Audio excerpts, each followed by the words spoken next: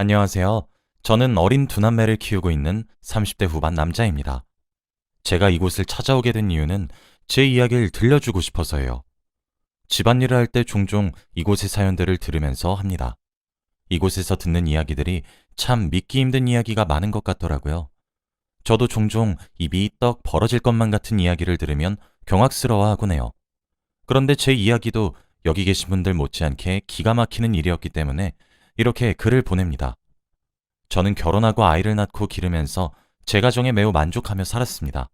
당연히 시간이 꽤 지나면서 아내와 옛날 연애하던 시절처럼 불꽃이 튀는 그런 사랑은 아니지만 연탄불처럼 은은하게 사랑하고 있었고 안락했고 평화로웠거든요.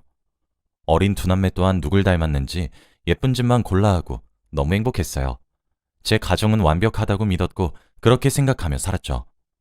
하지만 그건 저 혼자만의 아주 크나큰 착각이었더군요. 살을 부대끼며 함께 살았던 여자가 그렇게 악독하고 못된 사람이란 것을 알게 되었어요. 세상에, 그렇게 제정신이 아닌 여자는 살면서 처음 봤습니다. 결론 먼저 이야기를 해드리자면 현재 저는 아내와 이혼을 한 상태이고 아이들은 제가 혼자 키우며 살고 있습니다. 아내는 미안하다고 과거를 후회한다고 빌고 있지만 용서할 생각 따위 추호도 없고요. 정말 이혼을 하는 과정 내내 아내는 양파 같은 여자란 걸 알겠더라고요. 까도 뭐가 그렇게 자꾸 나오는 것인지 정말 진절머리가 났죠. 그랬던 제 아내에 대한 사연을 보내봅니다. 비록 지금 이혼을 했으나 편의상 아내라고 지칭하도록 할게요. 글솜씨가 서툴러도 여러분들의 너른 이해를 부탁드립니다. 저와 아내는 둘 다 선생님입니다. 다만 근무하고 있는 학교가 조금 달랐어요. 저는 초등학교에서 일을 했지만 아내는 고등학교 선생님이었거든요. 솔직히 근무 강도는 아내가 좀 더 힘들었을 겁니다. 저야 초등학교에서 근무를 하다 보니 제가 맡고 있는 아이들의 연령대가 조금 낮잖아요. 아이들을 통제하는 것이 조금 힘들어서 그렇지 나머지 부분은 하나도 힘들지 않아요. 아이들이 어리다 보니까 오히려 천사같이 귀엽기도 하고요.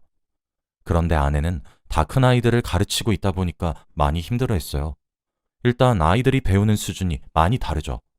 그 아이들은 3년을 바짝 공부해서 수능을 치러야 하니까요.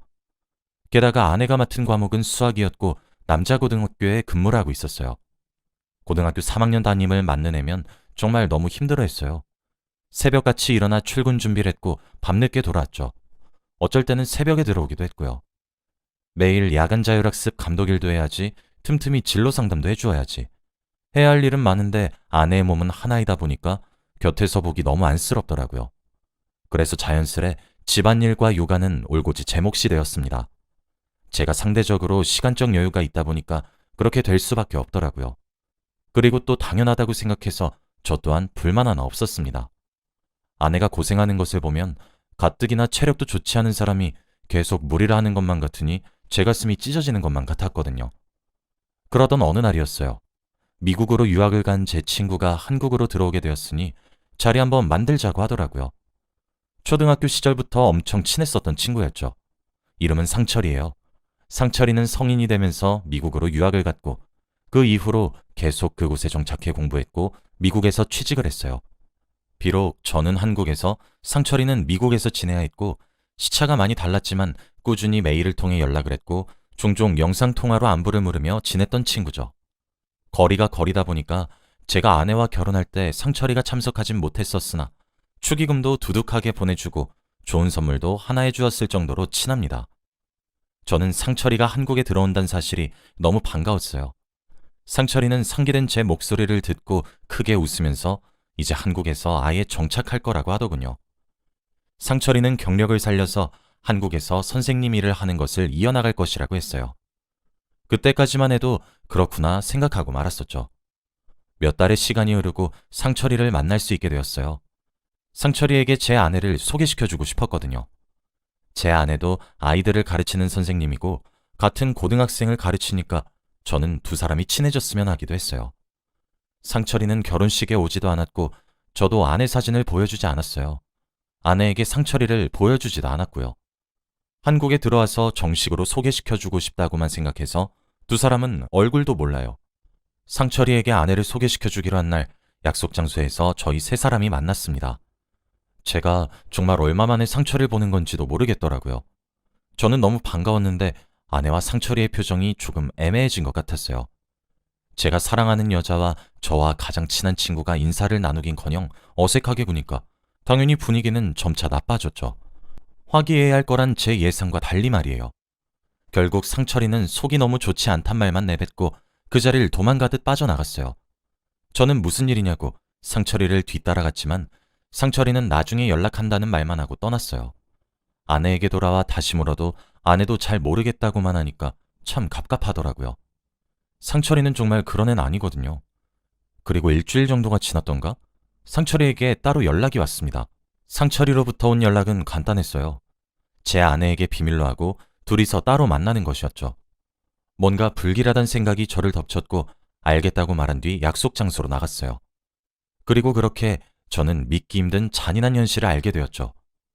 상철이는 사립고등학교에서 영어 선생님으로 근무하고 있었는데 그곳이 바로 제 아내가 다니는 고등학교더군요. 정말 꿈에도 몰랐습니다. 세상이 좁아도 이렇게 좁을 수가 있는 것인지. 상철이도 그저 고등학교에서 일을 한다고만 했지 그곳이 어딘지는 말해주지 않았고 한국에 귀국하고 나서는 시차 적응이다, 새로운 환경 적응이다 하면서 만나지 못했었거든요.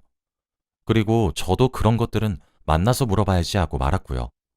게다가 거기서 제 충격은 끝나지 않았습니다. 상철이가 말하기를 아내는 근무 중인 고등학교에 숨겨진 실세라고 하더군요. 그게 무슨 말이냐고 되물으니 세상에 아내가 사립고등학교 이사장의 오피스 와이프라고 합니다. 솔직히 사립고등학교가 비리가 많다 뭐다 해서 뉴스에 뜨고 그랬을 때도 저는 코웃음을 쳤어요. 설마 저러겠나, 과장된 거겠지 하고 넘겼었거든요. 그런데 아니더라고요. 사립고등학교라 그런지 이사장과 부적절한 관계를 맺고 있다는 사실은 쉬쉬한다고 하더군요. 아니, 오히려 덮고 지나가는 걸로도 모자라 아내 눈치를 본다고 하더라고요. 아내 말엔 꼼짝 못하고 그게 얼마나 불합리한 일인지 몰라도 다 들어주고 있다더군요. 제 아내는 이사장의 사모처럼 행동하면서 다른 동료 직원들에게 무례한 언행을 일삼을 뿐만 아니라 교육자로서의 자질이 의심될 정도의 행동을 하고 있더군요. 심지어 저는 이제껏 제 아내가 고등학교 3학년 담임을 도맡으면서 정말 힘들게 일하는 줄 알았어요. 해가 뜨기 전에 집을 나가 달을 보고 들어오기를 반복해서요. 저 또한 맞벌이였지만 그런 아내가 너무 안쓰러워 독박 육아와 독박 가사를 자처한 거였는데 그 또한 전부 다 새빨간 거짓말이었습니다. 수업을 준비한다는 것도 자신의 시간을 조금 할애해서 아이들을 더 챙긴다는 것도 그 마음이 제겐 엄청 따뜻하게 다가왔는데 전부 다 거짓말이었을 뿐 아니라 그 시간에 아내는 수업 준비나 아이들을 챙긴 것이 아니라 불륜을 저지르고 있었더군요. 학교에서도 애정행각을 너무 많이 하기도 하고 이사장 방을 들락날락거려 아이들 사이에서도 소문이 한번 퍼진 적이 있다고 하고요. 처음엔 아무리 친한 상철이라도 아내에 대해 이런 오해를 할 수 있나 싶어서 무척이나 화가 나서 헛소리하지 말라고 화를 크게 냈어요. 하지만 상철이는 오히려 그런 제게 차분하게 말을 하더라고요. 네가 지금 무슨 심정일진 알아. 그래서 나도 고민했었어.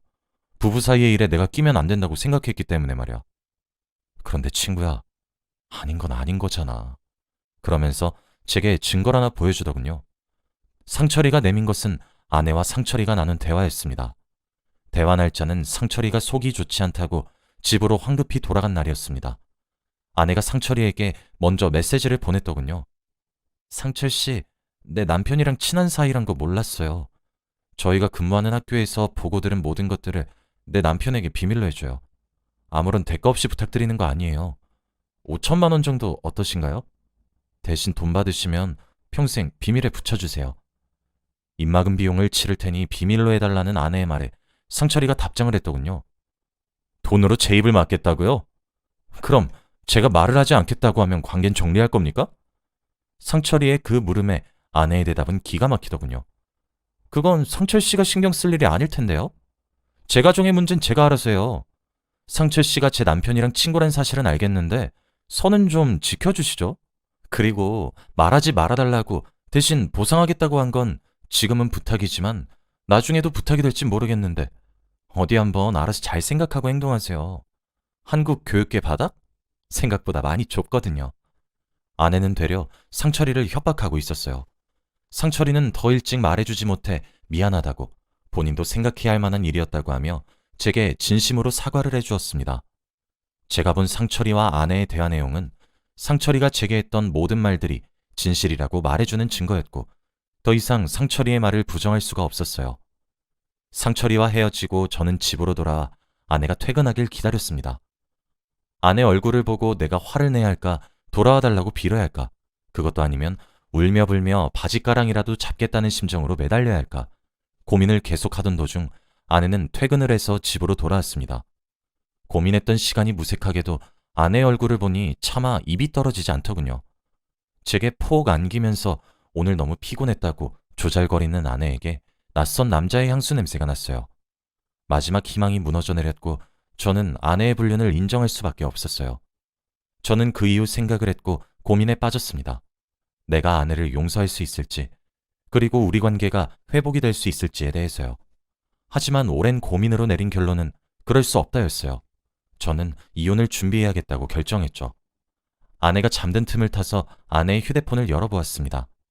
저는 아내의 휴대폰을 몰래 보고 나서 아내를 더 이상 사람 취급을 하지 않기로 결정했어요. 아내의 휴대폰에는 상철이에게 들은 이사장을 제외하고 2명의 남자가 더 있더군요. 심지어 2명의 남자 또한 아내가 근무하고 있는 고등학교의 선생님이었어요. 하나는 체육 선생님이었고 하나는 사회 선생님이었죠. 무슨 골라먹는 아이스크림도 아니고 아주 종류별로 만나고 있더군요. 사탄도 이 정도면 울고 갈 수준이라고 생각했습니다. 저와 아내 사이에 아이가 없으면 내 발로 뛰어서 증거라도 잡겠는데 사실상 티나지 않게 증거를 잡아야 한다는 생각을 하니 눈앞이 깜깜하더라고요. 저는 또 초등학교에서 담임을 하고 있어서 일정을 비우는 것이 그리 쉬운 일도 아니고요. 흥신소에 의뢰를 했습니다. 돈이 좋긴 좋은 게 두둑한 수고비와 몇 가지 정보만 알려주니 아내의 일거수일투족을 알 수 있더군요. 제가 앞에 아내가 해 뜨기 전에 학교로 출근한다고 했었죠. 그건 사실 이사장과 함께 아침 일찍부터 모텔을 가는 거였더군요. 사진을 보고 얼마나 기가 막히던지 참 부지런도하다 싶었습니다. 요일별로 아침마다 만나는 상간남들이 다르더군요. 그걸 시작으로 속속들이 도착하는 증거들에 온갖 정이 다 떨어졌어요. 그렇게 증거 수집을 한 달 정도 했습니다. 고작 4주 정도 되는 시간 동안 헤아리기도 힘들 정도로 많은 증거들이 수집되더군요. 아내는 계속해서 방심을 하게 만들어야 했어요. 집에서 웃으면서 맞이하는 것도 얼마나 뼈를 깎는 고통이었는지 모릅니다. 변호사를 만났더니 이 정도 증거로는 상간자 소송과 이혼 소송까지 문제가 없을 거라 호언장담했죠. 소리 소문 없이 상간자 소송과 이혼 소송을 함께 시작했습니다. 소장이 도착한 것인지 제 휴대폰에 불이 나기 시작하더군요. 당연히 모든 전화를 받지 않았습니다. 아내는 학교조차 조퇴하고 제가 근무하고 있는 초등학교를 찾아왔더군요. 만나지 않았어요. 내가 퇴근할 때까지 밖에 나가 얌전히 기다린다면 이야기를 하겠다고 했죠. 그렇게 한참을 기다리게 한 뒤 아내와 이야기를 나누었습니다. 모든 것을 알고 있으니 이혼하자고 이야기를 했어요. 제 입에서 아내가 불륜을 저지르고 있는 남자들의 이름이 하나씩 나올 때마다 아내의 얼굴은 거무죽죽해졌죠. 아내도 본인이 더 이상 빠져나갈 구멍이 없다고 생각했던 것인지 모든 불륜을 인정했습니다. 그리고 저는 그 모든 대화를 녹음하고 있었죠. 이렇게 증거를 하나 더 모으게 되었어요. 아니, 당신이랑은 끝이야. 우리 이혼하자. 라는 말을 남기고 저는 돌아갔습니다. 아이도 진작 저희 집에 다 보내놨고요. 제가 충격적이었던 것은 저와 아내가 결혼을 하기 전부터 불륜을 저질러 왔더라군요. 제가 충격적이었던 것은 저와 아내가 결혼을 하기 전부터 불륜을 저질러 왔더군요. 꽤 오랜 기간 그러고 살았다는 것과 저와 결혼을 한 이후에도 관계를 정리하지 않았다는 점이었어요. 합리적으로 제가 키운 아이들이 제 아이가 맞는지도 궁금하더군요. 그래서 친자검사 또한 진행했는데 다행스럽게 아이들은 제 아이들이 맞았습니다. 저는 이혼을 강행했고 상간남 3명과의 소송에서도 제가 승소할 수 있었습니다. 3명의 상간남 모두 제게 따로 연락을 해와서 거액의 돈을 주면서 합의를 하자고 하더라고요. 제가 돈이 궁한 것도 아니라 거절했습니다. 판결문을 받았고 저는 그들에게 경고했어요. 내 인생에 이혼이란 글자를 만든 당신들을 내가 그대로 봐줄 것 같냐고, 끝까지 쫓아다니겠다고 말이에요. 저는 거기서 끝나지 않고 교육청에 교육자로서의 자질이 의심간다고 익명의 항의를 했습니다. 이사장인 그 사람의 인생을 조질 순 없었어요. 아직 세상은 돈이 많은 사람이 짱인 것 같았죠. 그래도 제 아내였던 그 여자와 상간남 2명은 학교에서 퇴출을 당하게 되었고 불륜을 저질렀다는 인식에 박혀서 다시 학교에 취업하는 것은 불가능할 거예요. 제가 그렇게 만들 거기도 할 거고요. 제 아이들의 양육권 또한 제가 가지고 오게 되었어요. 천류는 끊기가 힘든 것인지 면접 교섭권을 박탈하진 못했죠. 아내는 이사장의 재력을 믿었던 것인지 뭔지 제게 당당하게 나올 때는 어디 가고 저한테 매일같이 연락해오고 있습니다. 처가댁 사람들한테까지도 말이에요. 저와 이혼하고 이사장한테 갈 거라고 크게 소리를 지를 땐 언제고 버림을 받았나 보더군요. 얼마나 속이 시원하던지. 솔직한 심정으로 아내가 좀 더 불행했으면 좋겠습니다. 저와 함께 살았을 때가 너무 그립고 아이들이 너무너무 보고 싶다고 말이에요. 저는 그 연락을 받고 정말 이 사람은 끝까지 나쁘다고 생각하게 되었습니다. 제 아이들은 엄마가 온데간데 사라지고 한 달에 한 번을 만나는데도 불구하고 엄마를 찾진 않아요. 하긴 아내가 아이들을 제대로 돌봐주었어야 아이들도 엄마 품을 그리워하죠. 아이들을 돌보기는커녕 새벽부터 밤 늦게까지 공사다망하게 다른 남자 만나고 다녔으니 아이들이 엄마 품을 그리워할 리가 없죠. 저는 저와 제 아이들에게 상처를 준 그들을 끝까지 용서하지 않을 거예요. 남의 인생에 이런 상처를 두고 행복하게 산다는 것은 말이 안 된다고 생각하거든요. 저는 끝까지 쫓아가 반드시 복수할 겁니다. 요즘엔 처가댁과 아내는 두 번 다시 그러지 않을 테니까 한 번만 용서해주면 안 되냐고 연락해와요. 지금이야 저도 이렇게 담담하게 말을 할 수 있게 되었지만 처음엔 정신이 나갈 것만 같았어요. 모든 사람들이 행복해 보이는데 저만 불행하다는 생각에 너무 우울했어요. 저도 아마 제 아이들을 지켜야 한다는 생각을 하지 않았다면 무너졌겠죠. 저는 아내와 상간남들에게 받은 위자료는 아이들을 위해 사용한다고 묶어두었어요. 그리고 지금도 최선을 다해 살아가고 있습니다. 저는 아이들을 의젓하게 잘 키울 거예요. 아마 아이들도 조금 더 크면 아빠의 마음을 이해해 줄 수 있을 거라 믿습니다. 여러분들도 이런 저를 많이 응원해 주세요. 그리고 만일 저와 같은 일을 겪으시는 분이 있다면 저는 이혼하길 권해드리고 싶습니다. 그런 사람을 고작 부모란 이유로 데리고 살기엔 제 자식들에게 무슨 악영향을 끼칠지도 생각해 보셨음 하거든요. 그럼 여기까지가 제 이야기였습니다. 긴 이야기 들어주셔서 너무 감사드리고 이만 제 이야기를 마치도록 하겠습니다.